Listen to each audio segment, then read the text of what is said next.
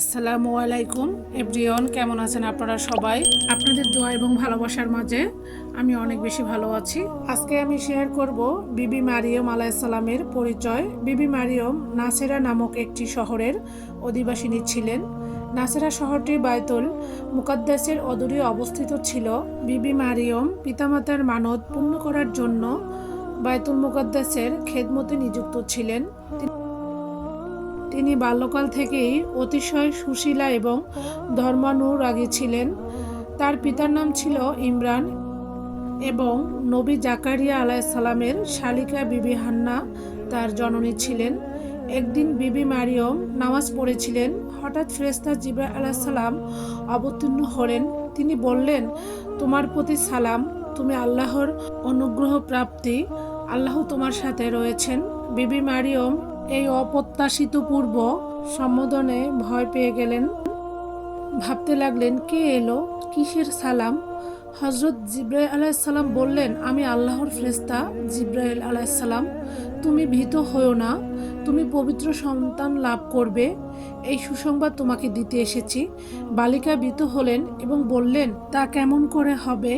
আমি যে কুমারী, আমি যে স্বামীর সঙ্গ লাভ করিনি। ফেরেশতা বললেন, আল্লাহর কুদরতেই হবে এটি, তার কাছে এটি কঠিন কাজ নয়। এই বলে ফেরেশতা অন্তর্হিত হলেন। 6 মাস পূর্বে হযরত জাকারিয়া আলাইহিসসালামের স্ত্রী গর্ভবতী হয়েছেন এবং আবার কুমারী মারিয়ম আল্লাহর কুদরতে গর্ভবতী হলেন। বিবি মারিয়ম যদিও আল্লাহর কুদরতে সন্তান সম্ভাবনা হলেন, কিন্তু দেশের লোকেরা তা মেনে নেবে না। কেন? কুমারী নারীর এভাবে গর্ভবতী হওয়ার ফলে সবাই তাকে বায়তুল মুকাদ্দাস থেকে বের করে দিলেন। এমনকি তাকে স্বগ্রাম ছেড়েও যেতে হলো। সঙ্গী সহায়হীন অবস্থায় গর্ভবতী মারিয়ম একটি নির্জন প্রান্তরে সন্তান প্রসব করলেন। বিপদে পড়ে মারিয়ম কোনো আশ্রয় খুঁজে না পেয়ে একটি শহরের ধার প্রান্তে আস্তাবলের একটি পতিত প্রাঙ্গণের একটি খেজুর গাছের নিচে আশ্রয় নিলেন। হায়, যিনি পৃথিবীর মহাসম্মানিত মানবী, তিনি সেই নগণ্য স্থানে ভূমিষ্ঠ হলেন যে মহানবীর ধর্মানুসরণ আজ পৃথিবীময় বিস্তৃত। শক্তি এবং সমমানের যারা পৃথিবীতে শ্রেষ্ঠ স্থান অধিকার করে রয়েছে, তাদের নবী ভূমিষ্ঠ হলেন একটি আস্তাবলের অপরিহার্য আঙিনায়। দারিদ্রতম পিতামাতার সন্তানও এই সময় শয্যালাভ করে থাকে, একটু শান্তির উপকরণ পায়। কিন্তু মারিয়মের সন্তান শোয়ানোর জন্য আস্তাবলের ঘরটুকু ছাড়া আর কিছুই ভাগ্যে হলো না। 8 দিন বয়সে সন্তানের তত্ত্ব ছেদন করা হলো। তার নামকরণ করা হলো ঈসা। ইনি মসিহ নামে প্রসিদ্ধ হয়েছেন। হযরত মুসা আলাইহিসসালামের শরিয়ত অনুসারে বাদশা কিংবা পয়গম্বর তার পদে বহাল হওয়ার অনুষ্ঠানে তেল লেপন করার নিয়ম ছিল।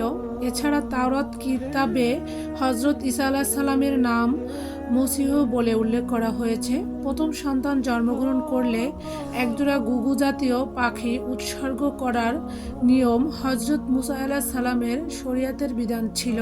মারিয়ম সুচিস্নাতা হওয়ার পর সন্তান সাথে নিয়ে বায়তুল মুকাদ্দাসে গেলেন এবং সেখানে গিয়ে পাখির মানত পালন করলেন। এই সময় একদল অগ্নিপূজক হযরত ঈসা আলাইহিসসালামকে খুঁজে ফিরছিল। তারা জ্যোতিষী ছিলেন। নক্ষত্র দেখে তারা হযরত ঈসা আলাইহিসসালামের জন্ম হয়েছে এটি জানতে পেরেছিলেন। হিরুইস বাদশা এটি শুনে তা ভয় পেলেন এবং সেই অনুসন্ধানকারী দলের কাছে গোপনে বললেন যে তারা যেন সেই বালকের সন্ধান করে কোথায় আছে তা বের করে। অগ্নিপূজকরা খুঁজতে খুঁজতে বিবি মারিয়মের কাছে পৌঁছালো। সেই ক্ষুদ্র শিশুকে সেজদা করলো এবং শেখাতে মানত ইত্যাদি সম্পন্ন করলো। রাতে তারা স্বপ্নে দেখলো তাদের হিরুইসের কাছে ফিরে যেতে নিষেধ করা হয়েছে, কেননা হিরুইস তার জীবনের শত্রু। মারিয়ম এরূপ স্বপ্ন দেখলেন যে সম্রাট এই সন্তানের শত্রু, সে তাকে হত্যা করতে চায়। সে যেন শিশুকে নিয়ে মিশরে চলে যায়। জ্যোতিষীরা সম্রাটের কাছে আর ফিরে গেল না। এতে বাদশা ভয়ানক রাগ হলো।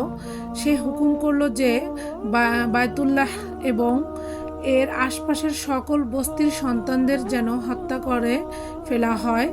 ইতিপূর্বে মারিয়ম তার সন্তান নিয়ে মিশরে রওনা হয়ে গিয়েছিলেন।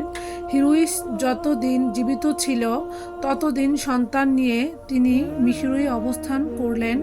হিরুইসের মৃত্যুর সংবাদ শোনার পর তিনি নিজ দেশে নাসরায় চলে এলেন।